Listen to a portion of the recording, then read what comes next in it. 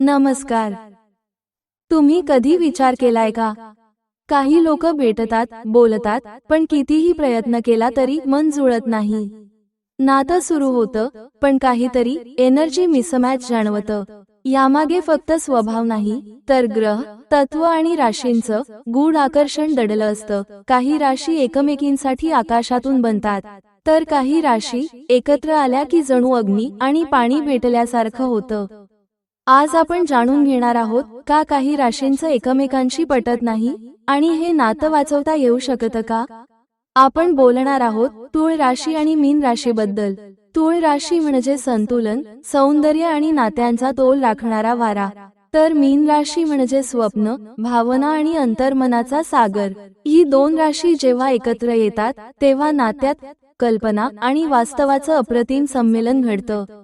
तुळ राशी प्रेमात बुद्धी आणि सौंदर्य शोधते, तर मीन राशी हृदय आणि आत्म्याचा शोध घेते. जणू आकाशातली चंद्रकिरणे आणि समुद्राच्या लाटा, दोघे वेगळे असूनही एकमेकांशिवाय अपूर्ण. प्रेमसंबंधातील गोडी आणि गुंतागुंत. तुळ राशीचा स्वामी शुक्र, प्रेम, कला आणि आकर्षणाचा अधिपती. मीन राशीचा स्वामी गुरु, दया, समज आणि अध्यात्माचा राजा. या दोन ग्रहांचा संगम म्हणजे प्रेम आणि दयाळूपणाचा अद्भुत संगम.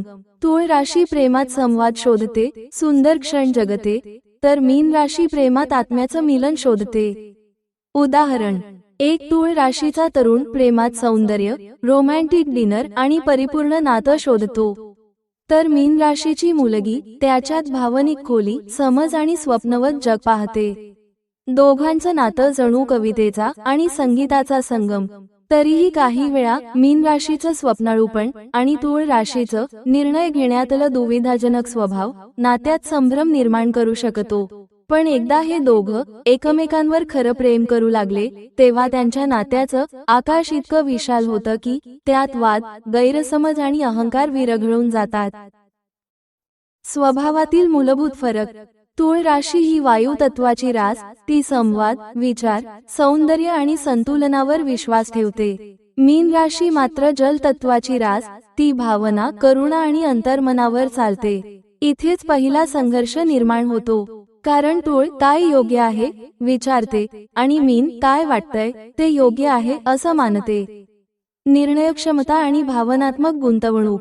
तुळ राशी निर्णय घेण्यात थोडी वेळ लावते, ती सर्व बाजू पाहते. मीन राशी निर्णय हृदयातून घेते, विचार न करता. उदाहरण: तुळ म्हणेल आपण थोडं विचार करूया, पण मीन म्हणेल आपण मनाचं ऐकूया. या वेगवेगळ्या दृष्टिकोनामुळे गैरसमज आणि दुरावा निर्माण होऊ शकतो. वास्तव विरुद्ध स्वप्न. तुळ राशी वास्तवात जगते आणि प्रत्येक गोष्ट व्यवस्थित असावी असं तिला वाटतं. मीन राशी स्वप्नांच्या जगात रमते, भावना प्रधान असते. जेव्हा तुळ राशी व्यवस्थित जग जगते तेव्हा मीन राशीला वाटतं की नातं थंड झालं आहे, आणि जेव्हा मीन भावनिक होते तेव्हा तुळ राशी गोंधळून जाते. हा संघर्ष म्हणजे वास्तव आणि स्वप्न यांचा टक्करबिंदू. संवादातील दरी. तुळ राशीला बोलून गोष्टी सोडवायला आवडते. मीन राशी मात्र गप्प राहते आणि मनात गोष्टी साठवते.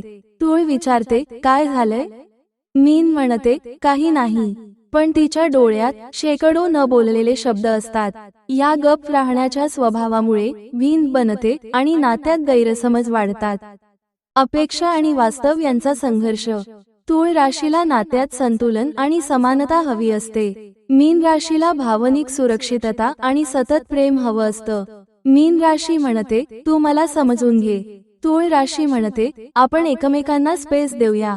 दोघं एकमेकांवर प्रेम करतात, पण त्यांच्या प्रेम व्यक्त करण्याच्या भाषा वेगळ्या असतात.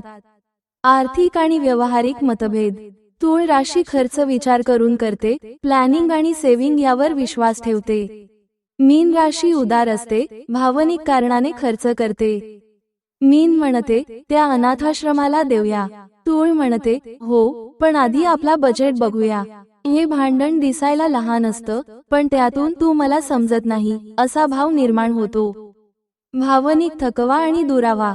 जेव्हा तुळ राशी खूप लॉजिक वापरते तेव्हा मीन राशीला वाटतं की तिचं प्रेम कमी पडलं, आणि जेव्हा मीन राशी जास्त भावना दाखवते तेव्हा तुळ राशी गोंधळून दुरावते. त्यामुळे एकीकडे हृदय बोलतं, दुसरीकडे बुद्धी, आणि हाच संघर्ष त्यांचं नातं कसोटीवर ठेवतो. संघर्षाचं समाधान, दोघांची मध्यरेषा. या संघर्षातून बाहेर पडण्यासाठी दोघांनी काही गोष्टी समजून घ्यायला हव्यात. तूळ राशीने मीन राशीच्या भावनांचा आदर करावा. मीन राशीने तूळ राशीच्या शांततेला उदासीनता समजू नये. एकमेकांना स्पेस आणि समज देणं अत्यावश्यक आहे. नियमित संवाद ठेवा, छोट्या गोष्टी मनात साठवू नका. कला, संगीत, प्रवास या गोष्टींनी दोघांचं नातं पुन्हा जुळतं. भावनिक संतुलन मिळवण्यासाठी उपाय. शुक्र आणि गुरु ग्रहांचं एकत्र पूजन करा. शुक्रवारी आणि गुरुवारी एकत्र प्रार्थना करा. ओम शुक्राय नमः आणि ओम बृहस्पतये नमः हे मंत्र जपा. पांढरा आणि निळा रंग नात्यात शांती वाढवतो. एकमेकांना लिहून आपली भावना व्यक्त करा. भागीदारी आणि नात्यातील संतुलन. ही जोडी एकत्र आल्यावर कला, संगीत, समाजकार्य, फॅशन किंवा मानसशास्त्र क्षेत्रात प्रचंड यश मिळवू शकते. पण कधी कधी तूळ राशीचा लॉजिक आणि मीन राशीचं इमोशन यांच्यात संघर्ष होतो. मीन राशी खूप संवेदनशील असते आणि लहान गोष्टी मनावर घेते, तर तूळ राशी निर्णय घेण्यात उशीर करते. पण जर दोघांनी एकमेकांची भाषा समजून घेतली तर त्यांचं नातं दैवी आणि शाश्वत होतं. भावनिक समज आणि मनाचं नातं. मीन राशीचं मन खोल समुद्रासारखं, जेथे भावना, स्वप्न आणि गूढतेचा प्रवाह असतो. तूळ राशी मात्र वायू तत्वाची, ती सतत बदलणारी, विचारशील पण मनाने कोमल असते. या दोघांच्या नात्यात मीन राशी प्रेमाने भारावते आणि तूळ राशी तिला स्थैर्य आणि दिशा देते. मीन राशी रडते तेव्हा तूळ तिला हसवतो. तूळ गप्प बसतो तेव्हा मीन त्याला मिठी मारते. अशा प्रकारे त्यांचं प्रेम शब्दांपेक्षा हृदयाने बोलतं. विश्लेषण.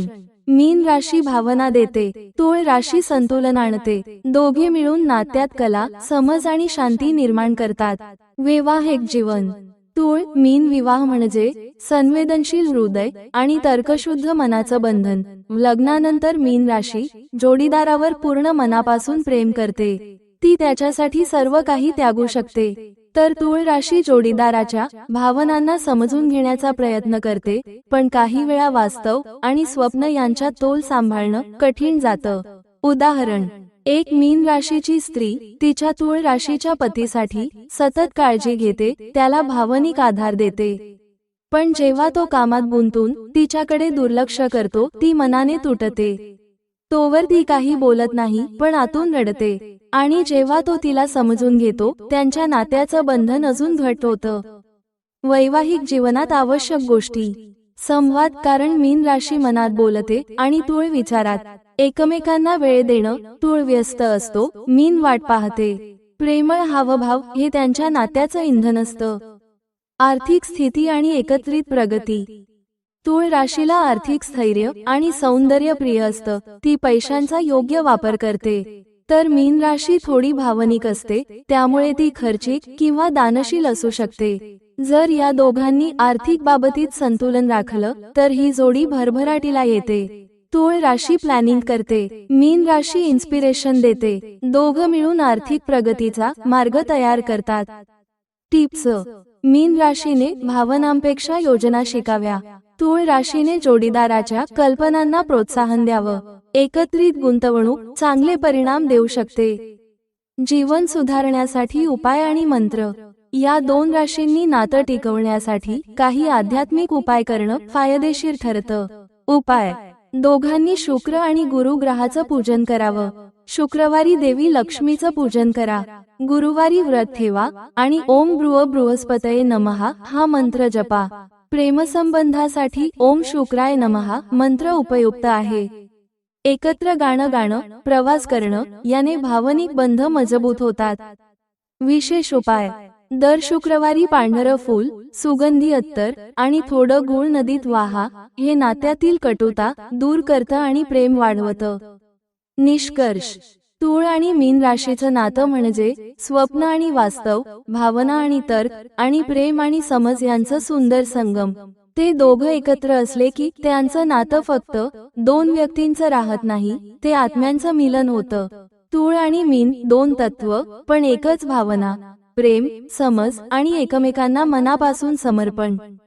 कॉमेंटमध्ये लिहा आपण कोणत्या राशीचे आहात व आपल्या जोडीदाराची राशी कोणती आहे आणि तुम्ही या माहितीशी किती सहमत आहात ते आम्हाला कळू द्या. व्हिडिओ आवडला असेल तर लाईक करा, शेअर करा आणि सबस्क्राईब करायला विसरू नका. धन्यवाद.